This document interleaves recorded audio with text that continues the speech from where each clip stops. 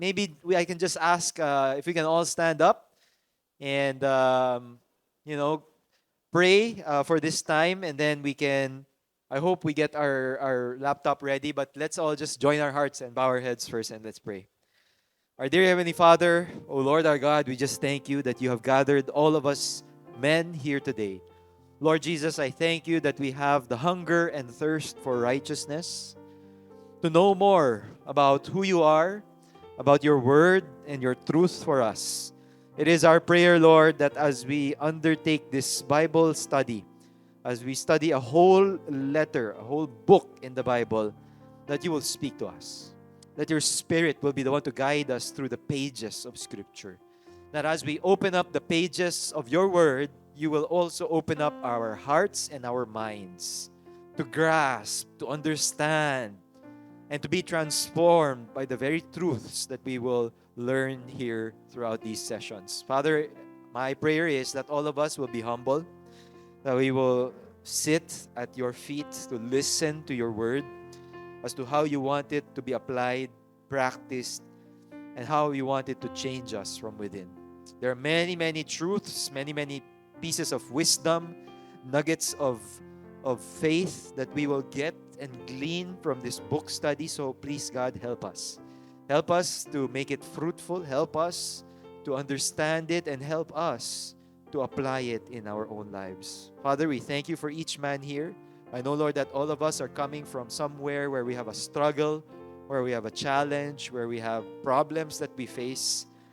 But Lord, I pray that this will solidify our faith in you, that we will become men who will contend for the faith, men who will defend what we believe in, men who will stand firm for your truth, men who will have conviction to live it out in our lives. Lord, we cannot do this on our own. That's why we're asking you to now preside over this study, preside over everyone here, including our live broad, our technical viewing. Oh Lord, we pray that it will just be smooth as possible.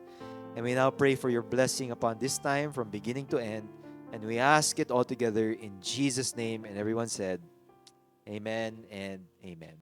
So what we're going to try to do with this book study is to teach you some of those skills, some of those tools, some of those necessary ways that you read them and understand. Okay? So now I'm going to give you about 15 minutes. Um, let's all read this together, shall we? Let's stand up again. We'll open up with Jude chapter 1. And for today's session, the first session, I'll do a short introduction. And then we'll read it together. And then after that, I'll give you 15 minutes to tackle in your groups, okay, some preliminary observations. Okay? We're doing observation first after reading it. Okay? And today, we will only cover 4 verses. 4 verses. Okay? Now, it sounds little, but after we're done by today's session, you will understand, wow, those 4 verses are jam-packed with truth. Okay? So why don't we all read it together?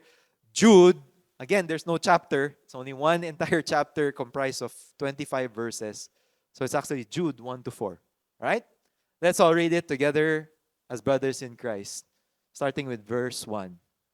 Jude, a bond servant of Jesus Christ and brother of James, to those who are the called, beloved in God the Father, and kept for Jesus Christ, may mercy and peace and love be multiplied to you.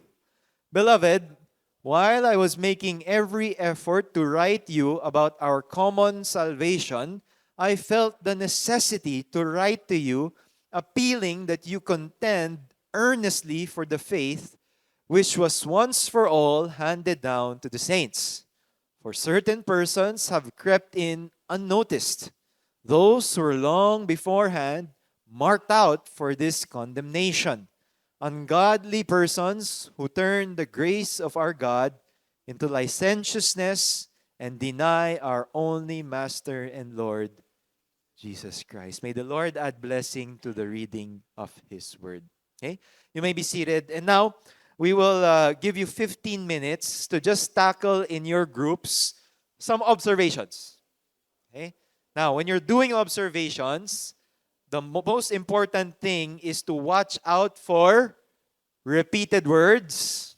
Watch out for the emphasis of the author. What is he trying to get at? What is his main point in those 4 verses? Ano yung gusto niyang iparating? Yung pinaka-main meat or main idea niya.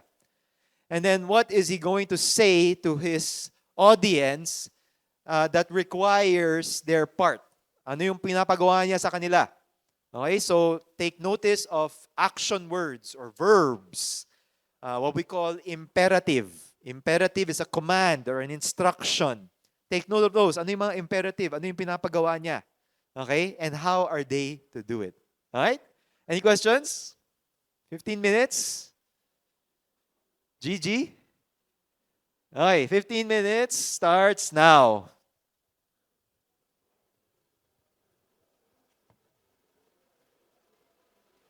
Alright. Sige. Let's begin. I know, marami na kayong na tackle. Pwede na tayong mag-close in prayer. Okay na, tapos na, tapos na. Okay na, busog na. Alright. Now, when we start any book study, again, it's important to know the context. Okay, context is king. Without the context, we are lost, groping in the dark. Okay? So part of understanding the context of any letter, any book, any writing, any scripture is to know first the author. Okay, which guides us in our very first word in the very first verse. And what is that? Jude. Okay, Jude. Okay, Bisaya. Bisaya ka man, Jude. Okay, Jude is the self-prescribed name of the author. And if you check that, no, Jude in the Jewish Aramaic is Yehuda. Yehuda. Okay, I have a Strong's dictionary. If you want to level up in your exegetical study, okay, I encourage you to get a electronic or digital tool. Mine is Olive Tree Bible Study, Olive Tree. I have it on my laptop. I have it on my phone. So anywhere that I go, it's the same account. Okay? And with the Olive Tree Bible Study app, wala po akong commission dito. Wala. Hindi ako salesman, okay? I just vouch for it because I've been using it. You can buy several books, including what I'm using now. This is the NASB Strongs. So what that will enable you to do is if you get this book, you can click on any of these words, and just like I did here, you can see the Greek, the definition. You might not just read it. Okay, maliit siya. I don't know how to enlarge this view. Okay? So this is how you can level up. Okay? Each word, you can discuss and dissect it in the Greek or in the Hebrew in the Old Testament. Okay? Now, when we go to this first letter, this first word, Jude, is coming from the Aramaic name Yehuda. In the Latin, it's Judas. Okay? Does that ring a bell? Yeah? Yes, that's exactly the same name as the traitor Judas. Okay? And if you're not careful, baka isipin mo, nako, ito pala yung letter na sinulat ni Judas. Hindi po, hindi po, okay? They are same name but different person. Okay? That's why it was transliterated, meaning Yehuda could be transliterated as Judas or Jude. Okay? They chose and opted for Jude so that it would carry away from the similarity with Judas. You don't want people going around and thinking, naku, Judas wrote a letter pala. Let's listen to his word. Okay? So they're the same name, but sort of like my name, Michael. Okay, Michael. The etymology of my name is Mikael, or in the feminine, Michelle, or in German, Michal, or in the Hebrew, Michal. No? So it's a different way of transliterating my name now in English, Michael. Okay? So it's similar. Same etymology, same origin, but different transliteration. So now, we get to this picture. Okay, this guy was named Yehuda, which was a common Jewish name back then. There were, I think, 5 total Yehudas in the New Testament, including Judas. And another one, the author of this letter. Okay? Yehuda means he is the son. Okay? The son of Israel, or he shall be praised. Okay, so it's similar to the term Judah. Judah. Okay, is he shall be praised, or Yahweh shall be praised. Okay, so that's the etymology of the name Jude or Yehuda. Okay, he's the writer. Now that we know his name, what does he say about himself? Okay, he says he is a what? A bond servant. Now that's very important. Why? Bond servant here is the Greek term doulos. Everyone say doulos. Doulos is the lowest ranking slave in all of the ancient world. Okay? So lowest of the low. Sila yung pinapa-row ng boat sa ilalim ng ship ng mga Roman legion boats. Imagine mo, sa lahat ng trabaho na pwede, ikaw yung nasa pinakababa ng boat, tapos ikaw yung nagro-row. Tapos lahat kayo naka-chain kayo. Okay?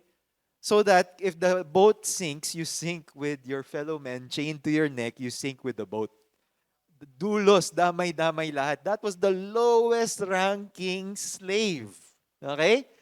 And Jude says, I am first and foremost a bond servant, a doulos, a slave of who? Of Jesus Christ. Okay? Now, Jesus Christ, Jesus, again, coming back from the Hebrew term, Jesus, okay, or Yeshua, is the same root name as Joshua. Okay? Yeshua, Joshua, or Jesus. It's the same, right? Yehuda, Judas, similar. Ngayon, Joshua or Yeshua, Joshua, Jesus. Yun yung pagka-transliterate sa kanya. Okay? Now, Jesus, his name means Jehovah is salvation. Okay? Yeshua means he is our salvation. And Christ is not his last name. It's not his surname. Okay? People didn't go around, Mr. Christ? Where are you, Mr. Christ? No. Christ, Christos in the Greek, is a title. It's a title for the anointed one or Messiah. So anytime that you call Jesus Christ or Jesus the Christ, you are effectively proclaiming him as Messiah. Okay? So when people, di ba, ngayon pa naman, in Hollywood or in movies, di ba, they shout with blasphemy, Jesus Christ. Di ba? They use it as a curse word. Di ba? In Hollywood or di ba, for Westerners, di ba? Jesus Christ, di ba? But without even knowing it, they're proclaiming Jesus as Messiah. Yeah? So again, it's not his last name, it's his title.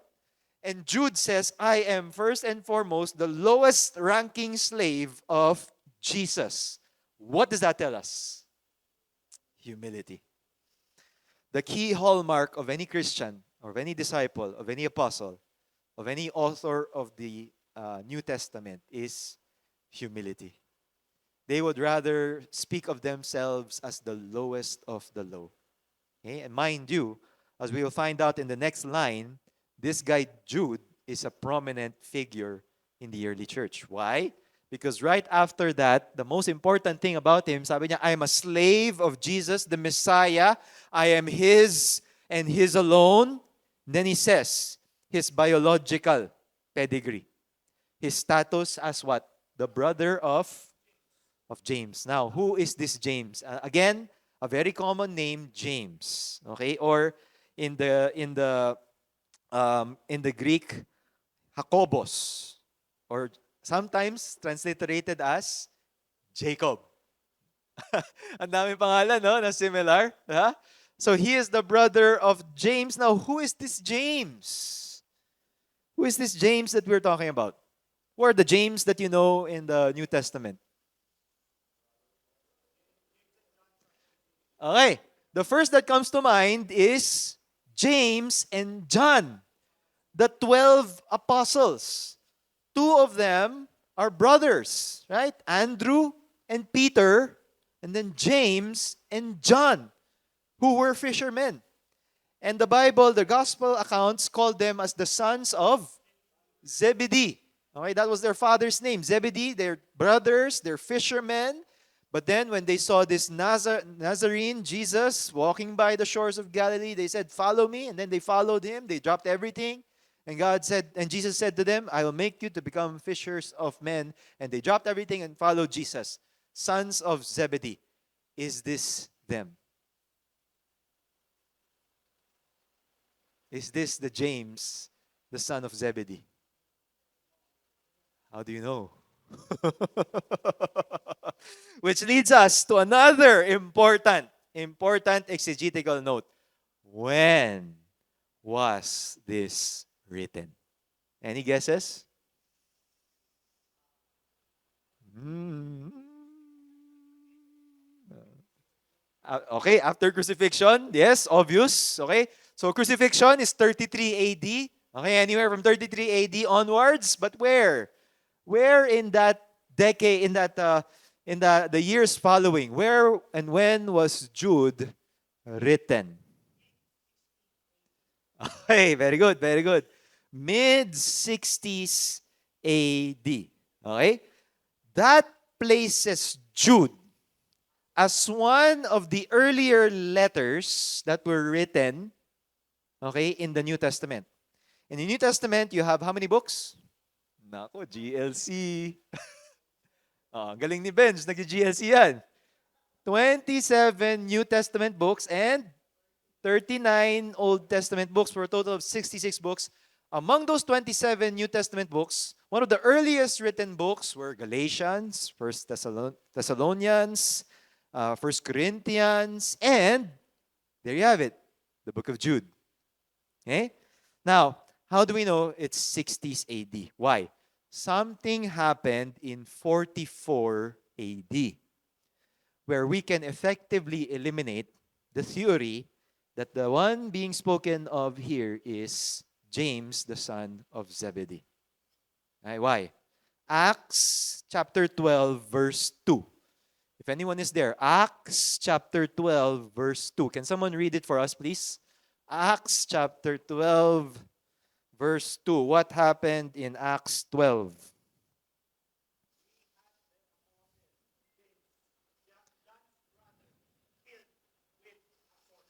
Very good. Okay? So as Benj said, okay, in Acts 12, King Herod, tama ba? King Herod had James, the older brother, one of the 12 apostles, killed by the sword. Okay? And Acts 12 is effectively dated at around 44 AD. Okay? James, the son of Zebedee, the older brother of John, was the first apostolic martyr. He was the last. Yeah, he was the first. Okay? So, we can now effectively reduce na hindi ito si James, the son of Zebedee. Because he was already dead by this time. Okay? So now we have this date, 45 AD onwards, until our maximum would be 70 AD. Why? Bakit nandun yung timeline natin? Already, we know, 44 AD, James, the son of Zebedee, was martyred. He was put to the sword by King Herod. He was the first apostle that was killed, martyred. So 45 AD onwards. Why until 70 AD only? Eugene. Correct. Ang galing ni Brother Eugene. All the way from the back. Like a three-pointer from half court. Right? 70 AD, mark this word, is when Jerusalem was destroyed by the Roman Empire. The temple was desecrated, destroyed, no stone left unturned. Everything was burned down. And all of their Jewish traditions all burned with that temple. Okay? So now we have this marker, 45 AD to 70 AD. And then most commentators, again, will say it's somewhere in the middle where Jude, the letter of Jude, was written around 60s AD. Okay? So that's how you know the timing and the timeline. Now, if this is not James, the son of Zebedee, the older brother of John, because he was martyred already, then who is this James? Another guy. But who was he? Just another New Testament author or something more? Hey, can someone please go to the microphone and read for us Matthew 13, verse 55 to 56. Matthew 13, verse 55 to 56. Go ahead, Brother Philip. Oo nga.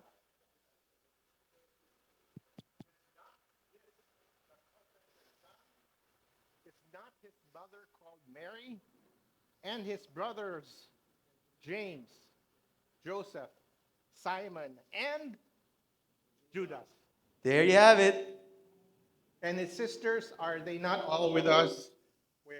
Where then did this man get all these things? Yan. Thank you, brother.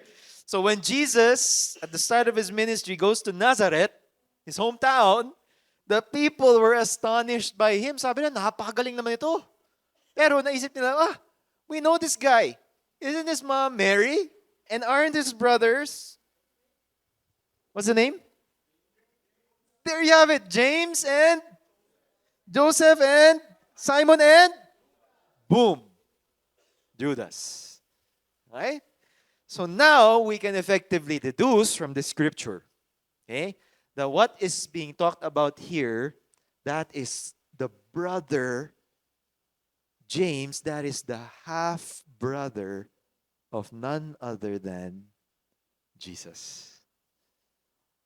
Okay? Now, some of this will come as a shock to most of us. Why? Because our Philippine traditional religion will say that Mary and Joseph did not have any children. Why? Because she stayed as a perpetual virgin.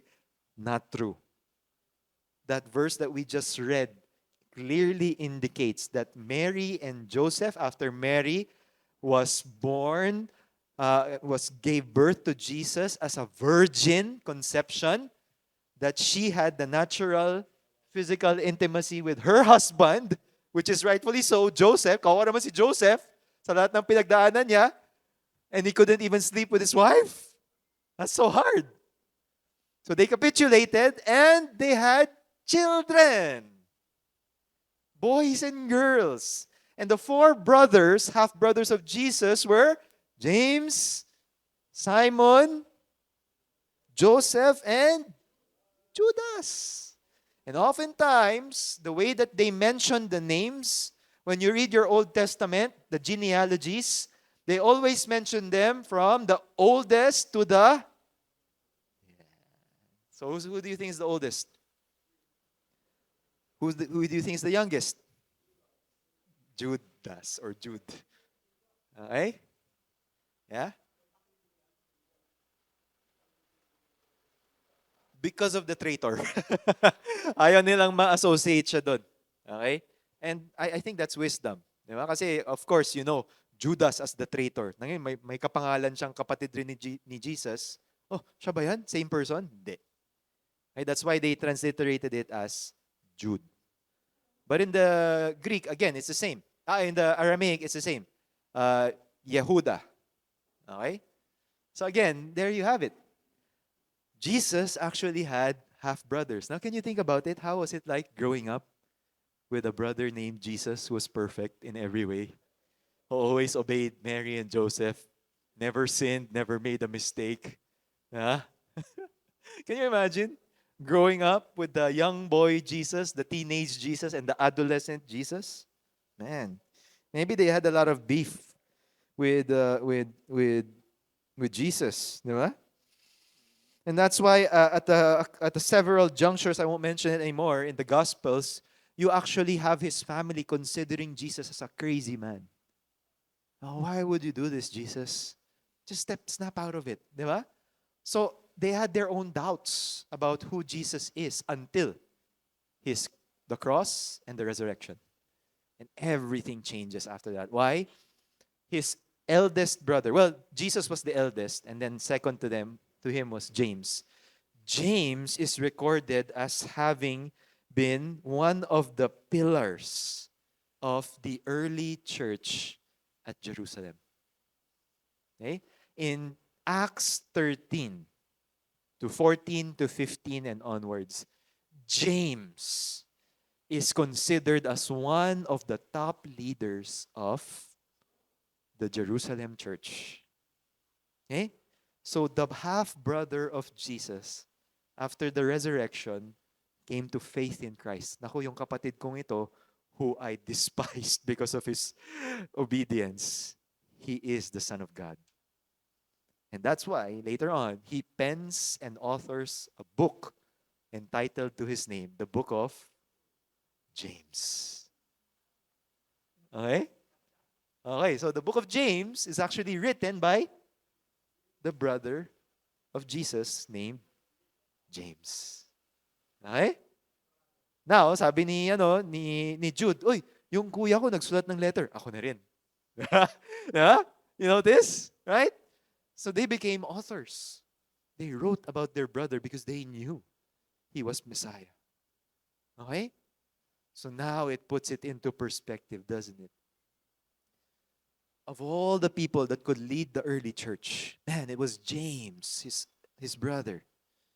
Jude was a prominent figure as well. Diba? Biruin mo yun, yung reputation mo, ako ang kapatid. Lahat kayo kapatid sa pananampalataya. You're brothers in the faith. But I am of actual blood. I share the same mom as Jesus. Diba? Anak ako ni Mary. Diba? And yet, you notice, what was the first description of himself? I am the what? The bond servant of Jesus Christ. Kung tutuusin lang, dear friends, kung ako yan, uunahin ko yan eh. Honestly, di ba? Pakinggan niyo ako. Ako ang half-brother ni Jesus. But no. We see a glimpse of real transformation in that hindi niya ipinagmalaki. He didn't even say, I'm the half-brother of Jesus. He said, I'm the brother of James. And when they knew that, brother of James, oh, brother of Jesus. But he said, no. The most important thing about me, I am a doulos. I am a slave of Jesus Christ. How about you, friend? How do you view yourself? Ikaw ba ay napakagaling at napaka-successful at napaka-ayos? Ako, kapatid ako ni ganito. Ako, anak ako ng tatay ko. Ako, ganito ako. Leader ako. Or are you just the bond servant, the lowest slave? Sabi nga ni Jesus, di ba? He who is to be first among you is to be what? Last of all. The Gentiles lorded over them. But no. The Son of Man has come not to be served, but to serve. So it is to be among you. Right? Oh guys, introduction pa lang yun. Okay pa kayo? Any other comments regarding the first line? Sorry?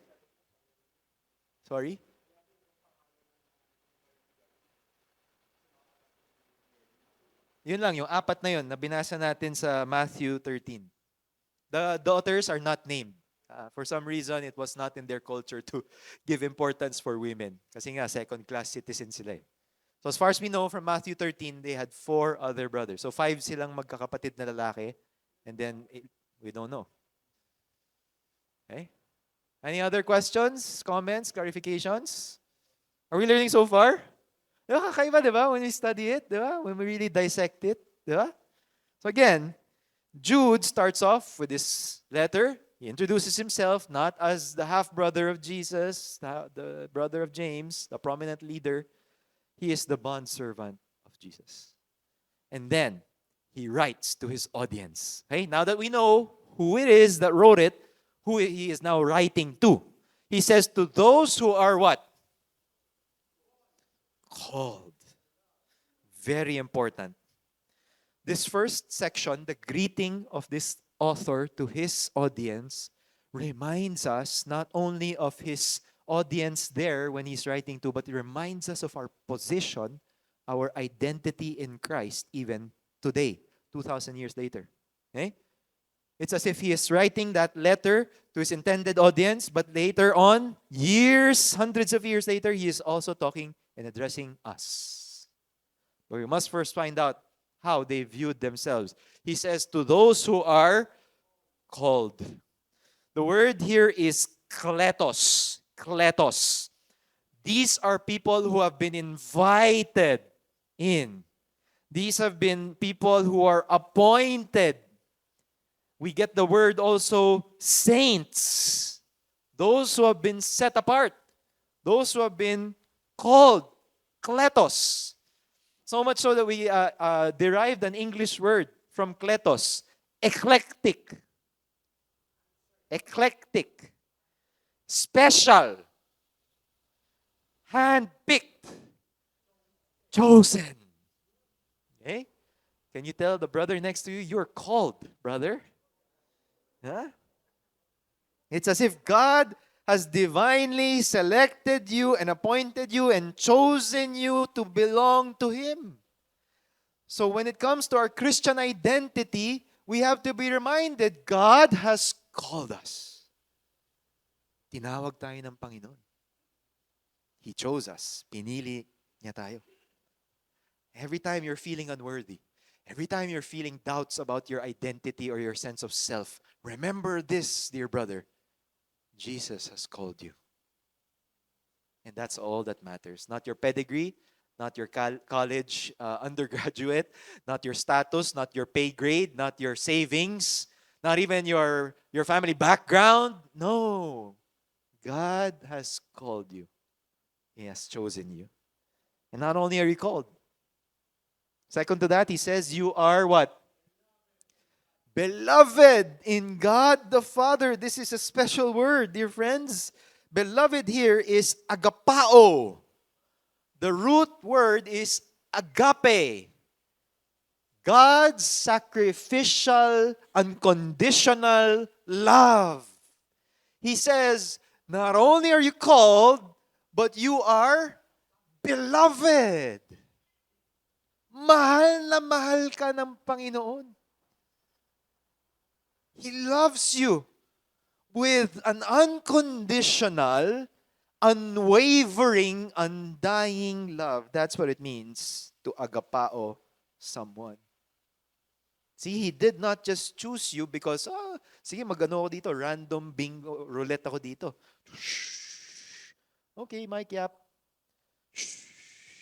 Okay, Ian Negrete. Okay. Okay, Eugene. No, hindi lang yun. He chose you because He loves you. Diba? Minsan kasi may mga namimita akong Christians eh. Called tayo, predestined tayo. Diba? Tama naman yun. What was the reason? It's because of His love. Because of His love for us. Okay? So calling, predestination, election is always out of His infinite love for us. It's not arbitrary and random. Na ikaw lang pinili ka na ba? Parang randomize ka lang. Computerized, di ba? Lottery number 1, 2, 3, ganyan. No! It's because He has loved you. God the Father loves you so much. Can you tell that to the brother next to you? Mahal ka ng Panginoon, bro? Huh? And, most importantly, He says you're called. It can be at a certain point in our lives na nag-intervene ang Panginoon sa atin. In our past lives when we were sinfully rebelling against Him, running away from God, tinawag ka niya, narinig mong boses niya, binago ka niya, and He showed His love for you, beloved in God the Father. He loves you so much in the present. There's nothing that you can do that can make Him love you less or love you more. If you sin, He loves you just as is. If you serve in ministry, He loves you just as is. He loves you with an unconditional, everlasting love. And in the future, He says, you will be kept for Jesus Christ. You will be kept for Jesus Christ. The word here, kept, is from the word teros. It means to guard. You will be prevented from slipping away, from escaping. You will be preserved. It's as if He is holding fast to you with His hand like that. Yeah? I get this picture when my son, he's 3 years old, when he's running around, tapos umuulan, the floor is what? Slippery. So I have to say, wait, before you go, hold on to Dada's hand. And that, I will never let go of that hand because if I let go, he will slip. Mahuhulog yan, madadapa yan, masusugatan yan, mauuntog yan. So I have to hold on to him. That's the word kept for Jesus Christ. So he says, not only are you called, not only are you beloved, but you will be kept for Jesus Christ. That means that we will endure, that we will not slip away. Other terminology says, we will not fall away, we will persevere. Not that in us we are giving the effort to persevere and to gut it out and to grit and fight, but it's God keeping us. Okay? Siya mismo ang mag-aalaw sa atin to finish well. Kept for Jesus Christ. In this statement, we're reminded of our identity. In the past, God called us. In the present, God loves us. In the future, God will keep us. Isn't that a wonderful reminder? I've met many Christians, they've stumbled, they fell into their sin. Akala nila, victorious na sila, they slipped and they fall, and then they come to me and they say, Pastor, saved ba ako? Yes. The fact that you are thinking about that is evidence enough that He is keeping you. He's not letting you go. Hindi ka niya itinataboy. Diba? God is still there for you. Yes, you've stumbled. Yes, you've fallen. Yes, you've made mistakes. Yes, we're all sinners. Tama po ba? Tingnan yung katabi nyo, mukha bang sinner? Oo naman. Kahit gaano pa kagwapo yan, gaano pa kamacho yan, makasalanan rin yan. But in the end of it all, God will keep us. Tama po ba? Ang gandang reminder nito na God will be the one to make us persevere. God will be the one to keep us moving forward. Tama po ba? Ha? We're learning so far? Solid. What else? Sabi niya, again, that's your identity of Christians. You're called, you're beloved, you're kept. And he says, this prayer. Ang galing, no? Sa greeting niya pa lang, may prayer na agad siya. Prayer is a very crucial aspect of the Christian life. Even in the epistles, you see it all around. Paul prays for the churches. Peter prays for the people persecuted. Jude prays for his audience. He says his prayer was, may mercy and peace and love be multiplied to you. Ang simple lang, no? Pero so profound, such a prayer. He says mercy. Mercy is eleos. It is compassion. It is kindness, goodness. May that be multiplied to you. He says peace, Irene, be multiplied to you. This is the same peace in Philippians 2 that says, God gives us peace beyond understanding. May that peace of God be upon you, multiplied to you. And again, may love, agape, be multiplied to you. The word here for multiplied is very emphatic, pletumo. Pletuno. It means to abound. We can say to increase or to overflow. Yun yung prayer niya. To who he's writing to, may mercy, peace, and love overflow in your life. All of that is only possible if this is true. Again, to put it another way, if your vertical relationship with God is fixed, you understand that He has called you, He loves you, and He has given you the grace to be persevering, to be kept. Your vertical will now translate to your horizontal relationships, to others, mercy, peace, love. You cannot just go to your Christian walk and say, okay, I want mercy, peace, and love to be multiplied without first fixing the vertical. I know I'm called, I know I'm beloved, and I know I'm kept for Christ Jesus. Okay? So again, that's the secret. Our vertical relationship with God will impact our horizontal relationship with others. Are you growing in mercy, in kindness? Do you treat your wife as a delicate flower whom you want them to flourish? Do you treat your children with such grace and care? Or are you always just constantly reprimanding them, imposing upon them? Parati ka nilang nagsusungit, nagagalit sa kanila. Or with your parents or your siblings, your family, your loved ones, are you growing in the kind of love? Are you going out beyond that unconditional love kahit na wala silang ginagawa para sa'yo, but you are there to love them? Are you growing in peace? Palaaway ka ba? Kamusta po pag rush hour, pag traffic na, road rage na? Or are you going with peace be with you? Yeah? Are you growing more peaceable, more forgiving, more tender-hearted, more patient?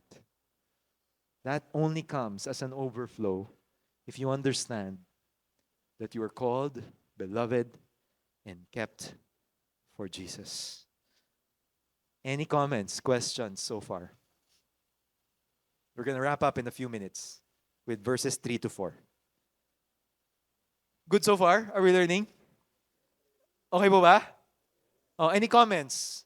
Anything that you feel would benefit the whole session? Anything? Comments, insights, questions, clarifications? Okay lang. You have a mic there? Please, Michael, go ahead. Another Michael. Dami nating ano dito, Michael. Sabi ko na nga ba, pogi yung mga Michael na yan eh.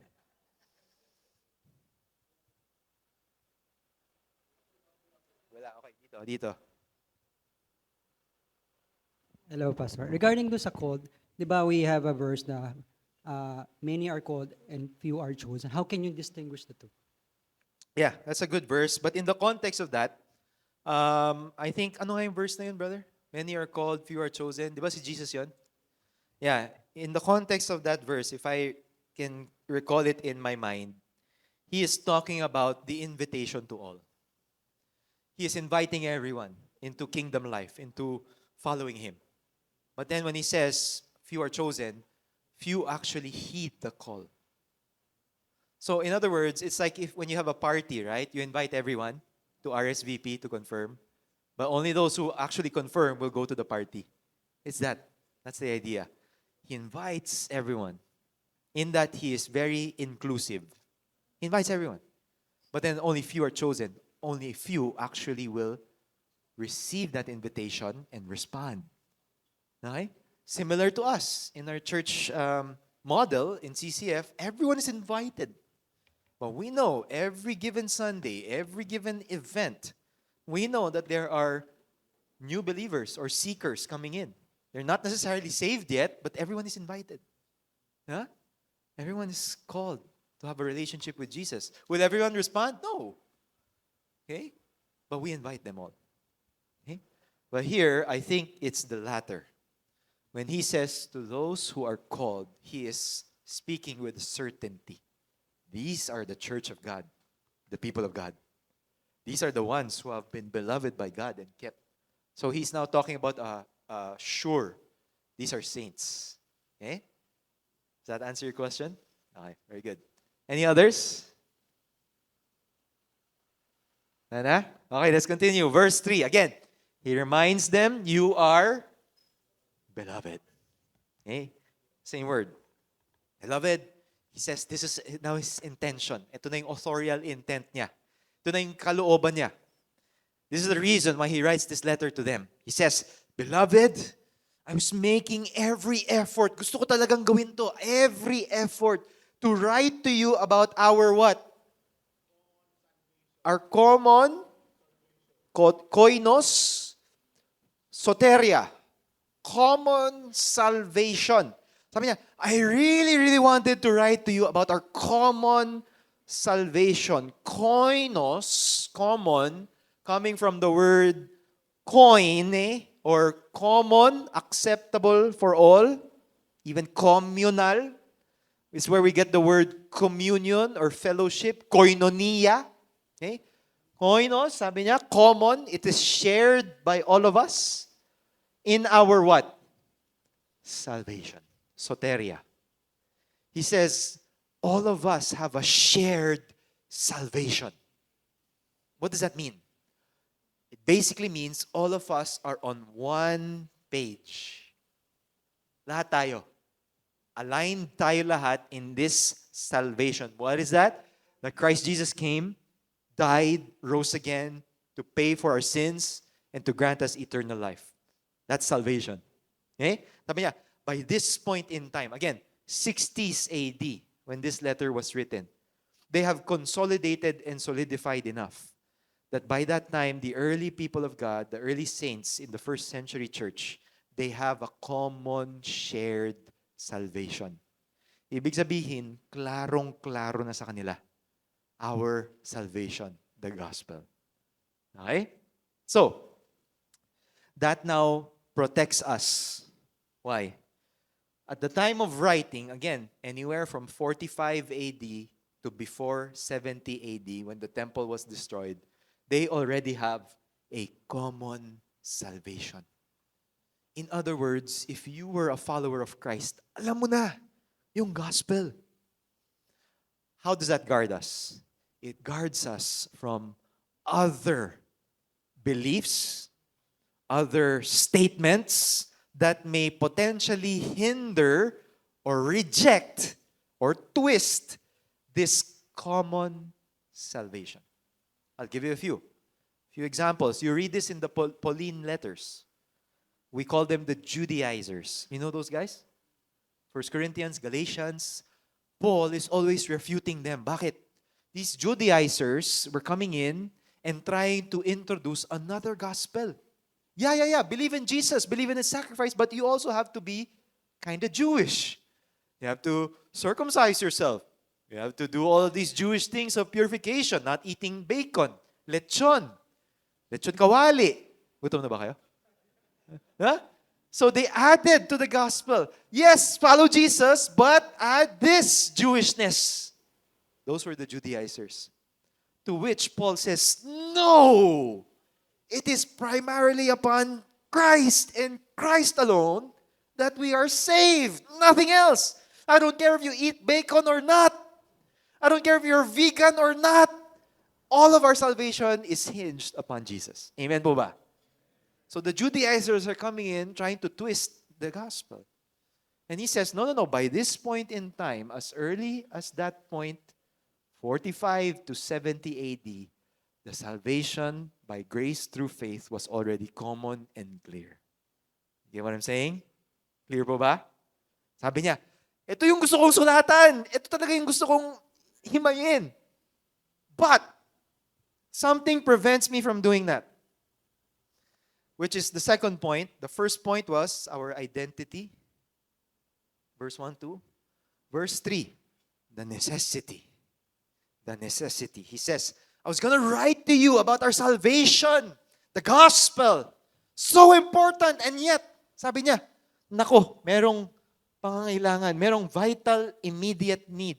I felt the necessity, the need, the crucial hour to write to you, appealing to you what? To what? To contend earnestly for the faith which was once and for all handed down to the saints. Okay? So, this is the main text. This is the main reason why Jude writes the letter. Sabi niya, I wanted to write to you about the basics of the gospel. Christ died, Christ rose again. We are saved by grace. Yeah, all of that. But because of what's happening right now, I'm going to write to you instead of this. The necessity for you to contend earnestly for the faith. Now we are given the main reason to contend is, it's a very long term. Okay? Let me try to read it. Epagonitsomai. Parang yung sinabi ni Pastor Peter last Sunday, yung siomai. Agonizomai is compassion. Phlegizomai is compassion in your bowels. Nafe-feel mo siya. You really feel inwardly because you feel compassion for them. Phlegizomai, yun, compassion. Now this word is a cousin of that word, where he says, epagonizomai. Epago is struggling. Almost as if it's wrestling. Parang Brazilian Jiu-Jitsu, you're grappling, you're contending, you're fighting, you're maneuvering. That is the word. Sabi niya, contend earnestly. Pag-awayan, paglabanan natin to. Contend for the faith, which was once and for all handed down to the saints. Again, the same theme here. Once and for all, handed down to the saints. In other words, klarong-klaro na yung salvation by that time. And now he says, I want you to contend. Can you tell that to the person next to you? Contend for the faith. Okay? This word, epagonizomai, is to really commit yourself to fighting for the faith. Okay? It's different from 1 Peter 3 when he says, when anyone approaches you, to make a defense of your faith. Yung word na ginamit doon is apologia, where we get the word apologetics. Okay? Sabi niya, if anyone asks you about the faith that you have, ready your defense, ready your explanation. That's apologia. Dito, this is struggling. This is contending. This is actually proclaiming. Okay? He says, contend for the faith. Why? Verse 4. For certain persons have what? Crept in unnoticed. You know of spies? Diba? Spies, they come in and you don't really know where they came from. Unnoticed. They're subtle. They don't want any attention. They just come in. They crept in, and those who, ito yung ginagawa nila. They were long beforehand marked out for this condemnation. Oh. Now we see the opposite. Na-notice nyo dito sa greeting? We, as believers, as followers of Christ, as saints, we have been called. Tama? We're called. Now, these guys, the opposite of believers. Unbelievers, but instead of just unbelievers, they are anti-believers. These are false teachers. And look at this. Instead of being called, like us, they were long beforehand marked out for condemnation. Okay? God sets aside some to be called and some to be condemned. That's the reality. In the Gospels, in Jesus, diba, he tells the story, the wheat and the tares. Yeah, don't pluck out the wheat, the tares. No, wait for the judgment. And then we will know. The sheep and the goats. The sheep are the believers. The goats are the non-believers or the pretending believers. Don't take them out yet. No. In the last day, we will know. But until then, they will be together. So anytime you go into a Sunday service or even a gathering like this, you know it will be comprised of sheep and goats. I hope you're not a goat. Even if you're the greatest of all time, I hope you're not a goat. There'll be wheat and there'll be tares. There'll be those who are called and those who are long beforehand marked for condemnation. Unless we become very deterministic. Notice, hindi lang sila marked out by condemnation by God, na wala na silang choice. Again, it's always God's sovereignty, man's responsibility. Parallel lines going on the same tracks on the train. God's responsibility here, God's sovereignty here, man's responsibility here. They will never meet. They will always go line by line, side by side, parallel lines. But in some way, when you look at the horizon, they intersect. Yeah? Those are the two tracks. So one day in heaven, we will find out more about this. But until now, they're always God's sovereignty, man's responsibility. But notice, where's man's responsibility here? Yes, they were long beforehand marked for condemnation, God's sovereignty. But look, ungodly persons who turn. There it is. They made a choice to turn. Okay?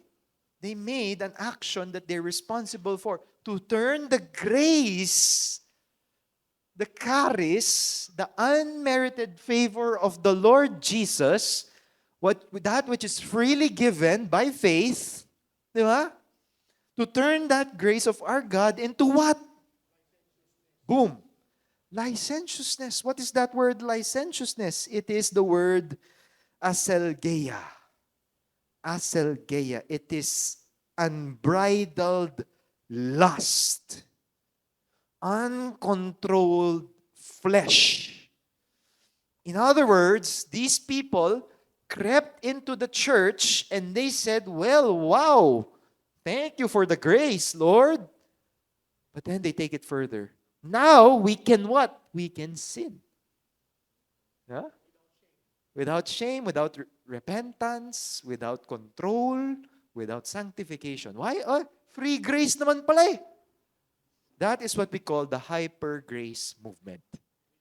It's all focused on the grace of God, grace of God, grace of God, to the point that you can do anything that you want, even sin.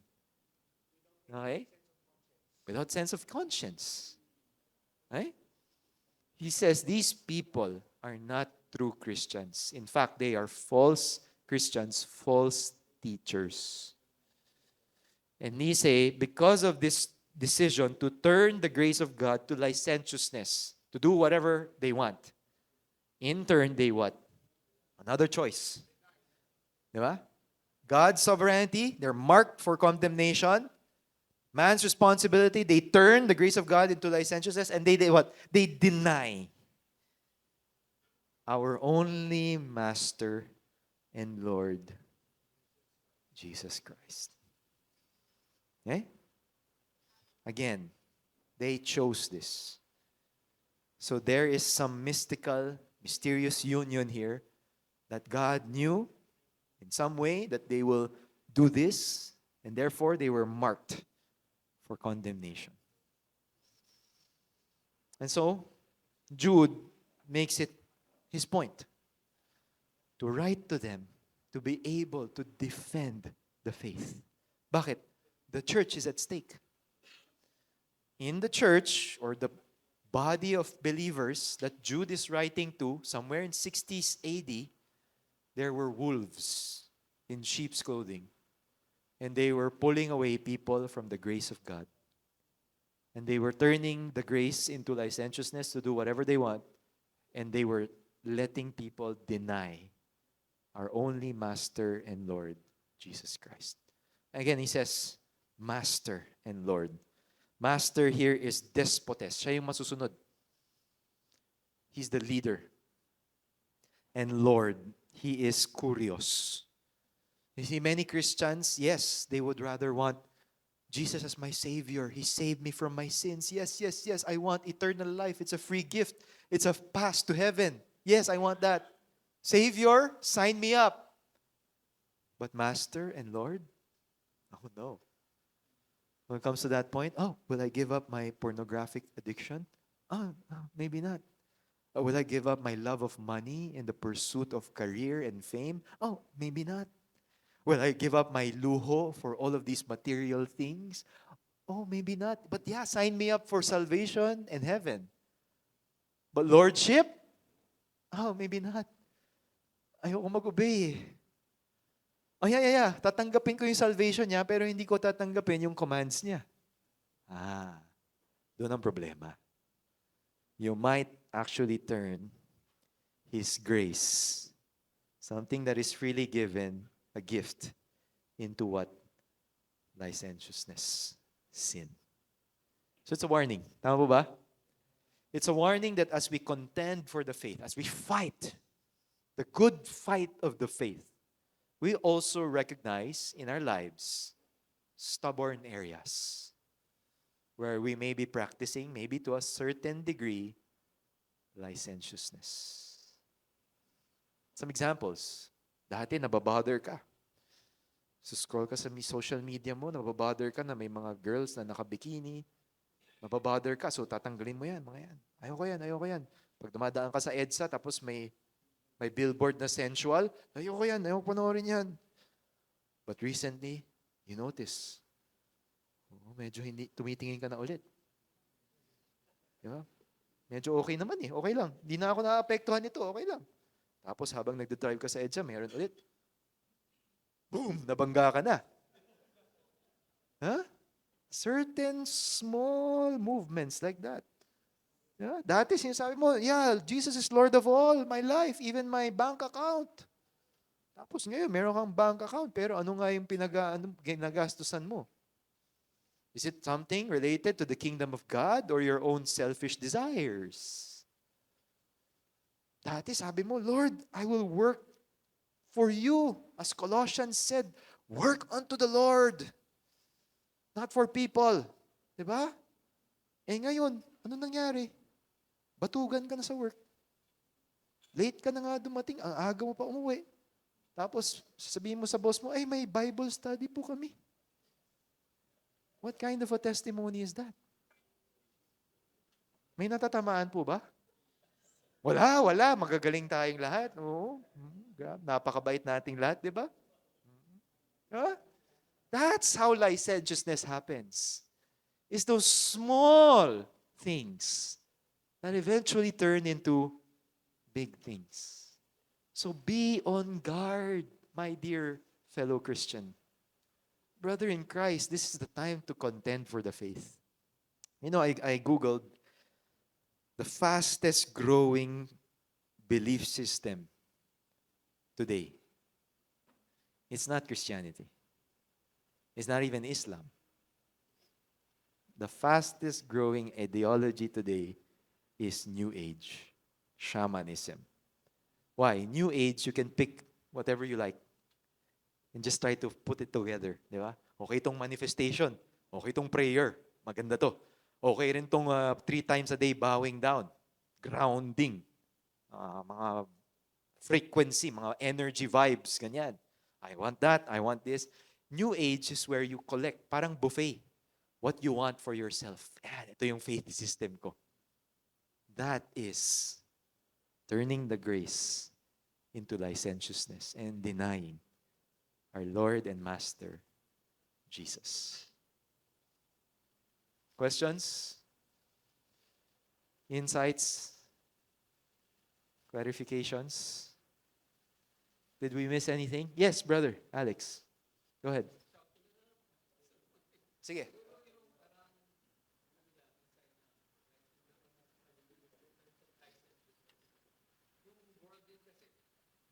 Mahirap marinig ng iba eh. Thanks, brother.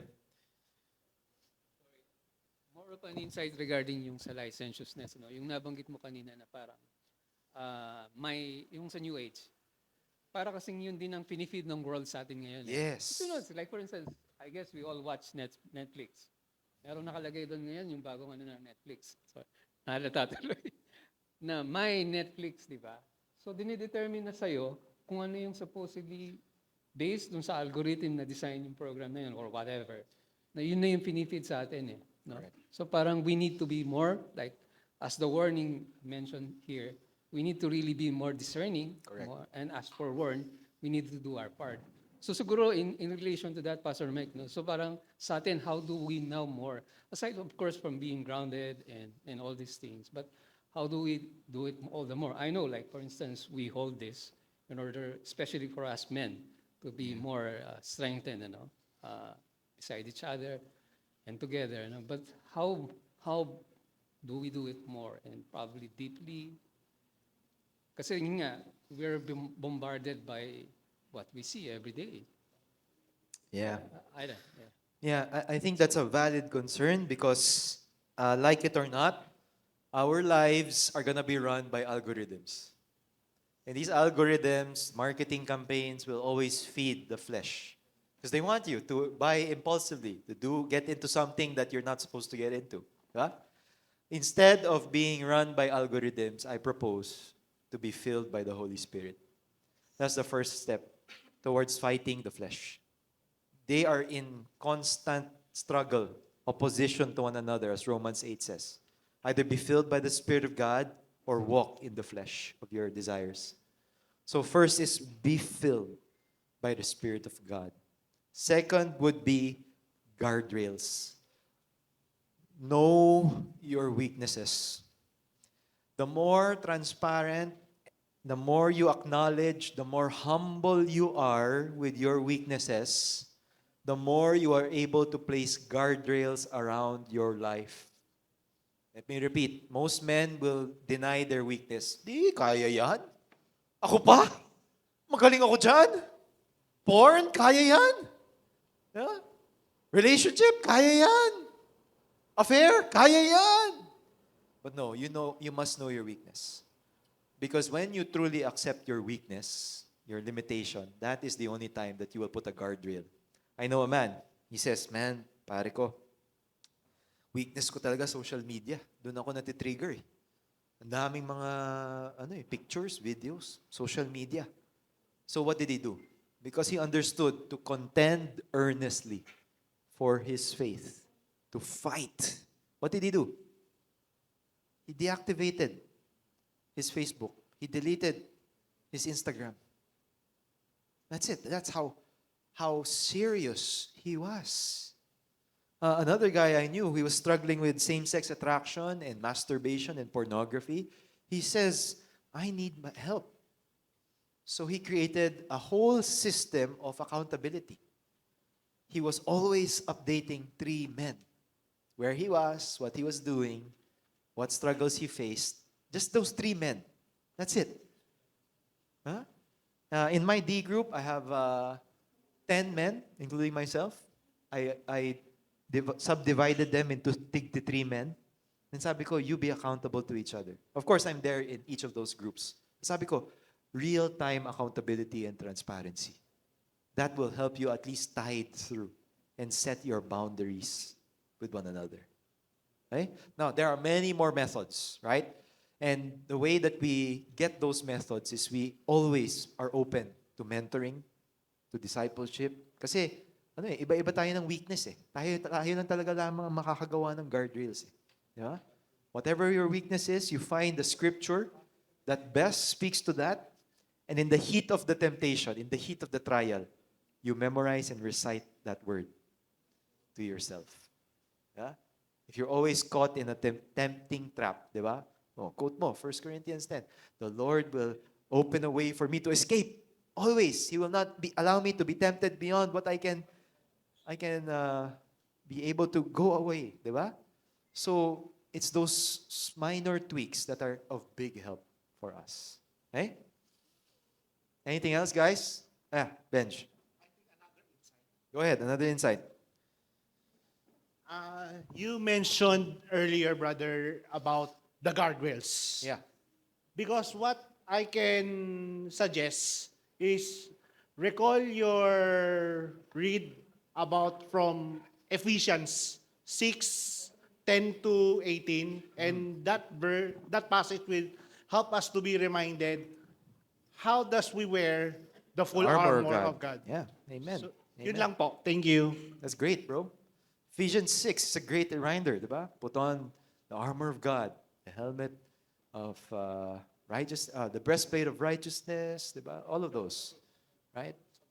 Diba? So, the helmet of salvation, diba? So, it's one way to remind ourselves constantly that we are in a battle. Amen po ba? And that we need to fight alongside each other. Okay? Now, I hope this was a good appetizer. We have 4 more sessions of this. Did you learn anything today? Oh, praise God. Hallelujah. Why don't we give thanks to the Lord? I want you now to, we have an announcement from our dear sisters from Next Gen. But before I ask them to announce what they're to announce, after this, you break out into your tables, and then from verses 1 to 4, just something that you will take away. Something that was highlighted to you by the Holy Spirit as we were going through the text, okay? And just discuss that among your brothers. How are you going to apply that in your own life? Okay? Again, it could be a reminder, could be something that really, impacted you, touched your heart, convicted you. Okay? Just share it to the men in your group. And after you do one round, please don't forget to pray for each other. Because that's where the fight starts, through prayer. Okay, so pray for each other, di ba? That you are able to contend for the faith. And we'll see you 2 weeks from today in our second session as we tackle verses 5 to 10. Okay, so if I were you, do some advanced reading, do some advanced study, invite your D group or other friends, and let's join together to make this a habit. Okay? All good with you guys? Okay, let's pray, guys. Let's pray. Our dear Heavenly Father, we thank you that you have taught us to your word today. Thank you, Lord, that Jude wrote this book. Thousands of years ago, he was compelled by your Spirit to make every effort to appeal to us the necessity of contending for the faith, our common salvation, a faith that has been once for all handed down to the saints. And there are many people who will try to twist and corrupt and try to go against this faith. But I pray, Lord, that every man here will contend for the faith, that we will fight for this because our life is in it. We understand today that we are called by God. We are beloved of Him, and we will be kept for Him. What great joy it is to be a bond servant of Christ and a brother in Him. So, Father, I pray the very prayer of Jude, may mercy and peace and love be multiplied to all of us. And it's in Christ Jesus' name we pray. And everyone said, Amen. Amen.